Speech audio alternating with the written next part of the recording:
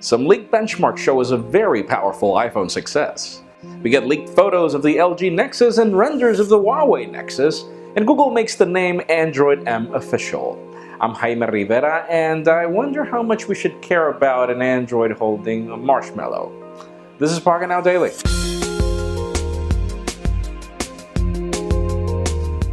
The official news today are kind of a bummer. Most of us were stoked with the news of a Galaxy Note 5 variant with 128 gigs of storage, at least for the United States, but Samsung has just come clean and confirmed that there was an error in the listing. So for those of you that wanted this device with a humongous amount of storage, sad news. Moving the spotlight over to Google, one of the hottest news today have to do with the leaked photo of the LG Nexus. We were kind of worried about the design that we saw on the render video, but as it turns out, it doesn't look that bad at all. That camera hump is a little odd, and it seems that the fingerprint scanner is not a button, but and everything else, the device looks bare bones, just like every Nexus. Let's see what we get.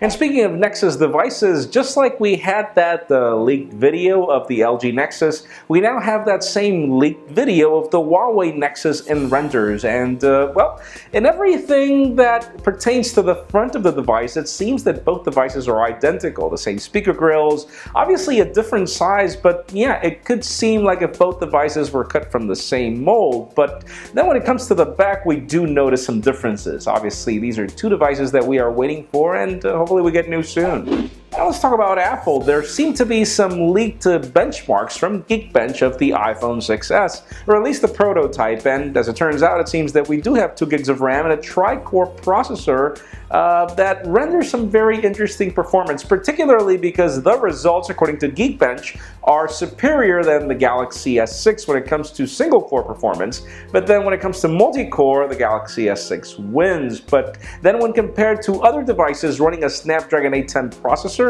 the iPhone 6s wins these with its Apple A9 chip. Let's just see how much that amounts to in real-world results whenever the phone gets announced.